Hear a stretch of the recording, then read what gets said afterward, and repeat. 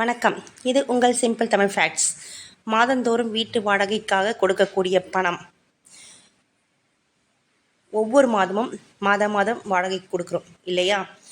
அப்படி இருக்கும்போது நம்ம எப்போ சொந்த வீடு வாங்கிறது? இதே மாதிரி வாடகையே போயிட்டு இருந்தா நம்ம எப்போ தான் சொந்த வீட்டில் குடியிருக்கிறது? எல்லாருக்குமே சொந்த வீட்டில் குடியிருக்கணும் ஒரு ஆசை இருக்கும் இல்லையா? ஸோ அந்த வாடகைக்கு கொடுக்க போகிற பணத்தை ஒரு டப்பாவில், நான் சொல்கிற ஒரு டப்பாவில் எடுத்து வைங்க. சீக்கிரமே வாடகை வீட்டிலிருந்து சொந்த வீட்டிற்கு மாறிவிடலாம். இந்த சேனல் பிடிச்சிருந்தா சப்போர்ட் பண்ணி சப்ஸ்கிரைப் பண்ணுங்கள். இதுவரை எனக்கு சப்ஸ்கிரைப் பண்ண சப்போர்ட் பண்ண அத்தனை நல்ல உள்ளங்களுக்கும் என் மனதார நன்றி. வாங்க வீடியோக்குள்ளே போகலாம். எலி வலையானாலும் தனி வலையாக இருக்கணும் அப்படின்றது ஒரு பழமொழி. அந்த பழமொழிக்கேற்ப மனிதர்கள் பிறந்த ஒவ்வொருவருக்குமே தனக்கென சொந்த வீடு வேணும் அப்படின்ற ஆசை இருக்கத்தான் செய்கிறது.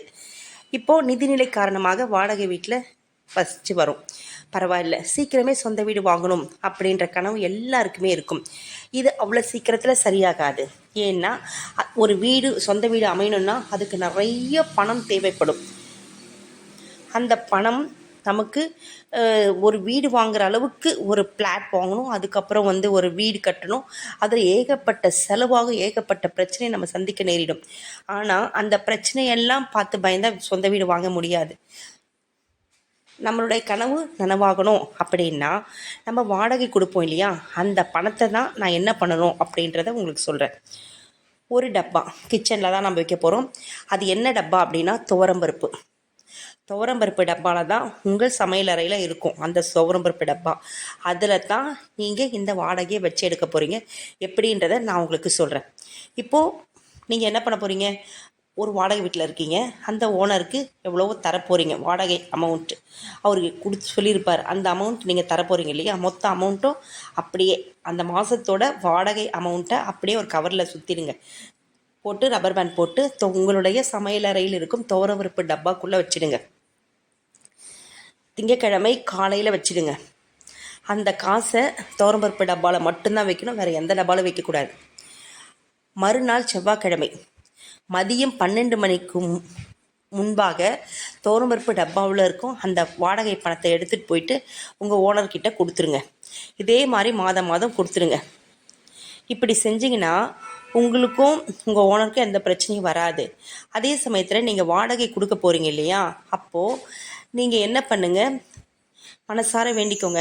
சொந்த வீடு இப்படியே மாதம் வாடகை கொடுத்துட்ருக்கனே முருகா, எனக்கு சொந்த வீடு வாங்குகிற யோகம் கூட முருகா அப்படின்னு மனசார வேண்டிக்கோங்க. வேண்டிக்கிட்டிங்கன்னா இந்த துவரம்பருப்பில் வச்சு அந்த பணத்தை நம்ம கொடுக்கறதுனால அந்த ஓனருக்கு எந்த கஷ்டமும் வராது. வீட்டில் வாடகை இருக்காங்க பார்த்தீங்களா, அவங்களுக்கு நல்ல முன்னேற்றமும் உண்டாகும். அவங்களுடைய வாழ்க்கை தரம் நிச்சயமாக மாறும். இப்படி செவ்வாய்க்கிழமையில் வாடகை கொண்டு போய் கொடுக்கும்போது முருகப்பெருமானிடம் மனமுருகி வேண்டிக்கோங்க. இந்த மாதிரி சொந்த வீடு வாங்கக்கூடிய யோகம் எனக்கு கிடைக்கணும் அப்படின்னு வேண்டிட்டு எடுத்துகிட்டு போயிட்டு பிரார்த்தனை பண்ணிவிட்டு வாடகையை கொடுங்க. சில பேருக்கு வாடகையே கொடுக்க முடியாத சூழ்நிலை கூட இருக்கும். அவங்க கூட இந்த பரிகாரத்தை பண்ணாங்கன்னு வச்சுக்கோங்களேன், அடுத்த ஒரு சில மாதங்கள்லேயே அவங்க வாடகை தொகையை செலுத்தக்கூடிய அளவிற்கு அவங்களுக்கு நிதி நிலைமை உயரும். அதனால் இந்த துவரம்பருப்பை நான் ஏன் சொன்னேன் அப்படின்னா, பூமிக்கு சொந்தக்காரகன் யார்? செவ்வாய் பகவானுக்கு உரிய தானியம் துவரம்பருப்பு. அந்த துவரம்பருப்பை தான் நான் பரிகாரமாக உங்களுக்கு சொல்லியிருக்கேன். அதே மாதிரி நீங்கள் முடிஞ்ச அளவுக்கு துவரம்பருப்பை 6 நாள் இல்லை 6 மாதம் 6 வாரம் எப்படியோ 6 அப்படின்ற கணக்கு வச்சு இல்லாதவங்களுக்கு நீங்கள் தானமாக கொடுக்கலாம். இப்படி துவரம்பருப்பை நம்ம தானமாக கொடுத்தா கூட வீடு வாங்கக்கூடிய யோகம் நமக்கு கிட்டும். இப்போது வாடகை செலுத்துவதற்கு கூட பண கஷ்டம் இல்லாமல் அந்த கஷ்டம் படிப்படியாக சரியாகிவிடும் இல்லையா? ஏன்னா துவரம்பருப்பு 6 ஏன் சொன்னேன்னா, 6 முகன். செவ்வாய்க்கிழமை முருகருக்கு உகந்த நாள், செவ்வாய் பகவானுக்கும் உகந்த நாள்.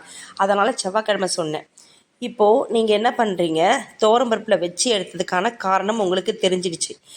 வீட்டில் கிச்சனில் துவரம்பருப்பு டப்பாவில் வைக்கிற அந்த ஒரு பணம் தான் நம்மை வாழ்க்கையில் ஒரு வீடு வாங்கக்கூடிய யோகத்தை அள்ளித்தரும். அதனால் முருகப்பெருமானையும் செவ்வாய் பகவானையும் மனதார வேண்டிக் கொண்டு நீங்கள் இந்த மாதிரி வாடகையை கொடுக்கறத ஃபாலோ பண்ணுங்கள்.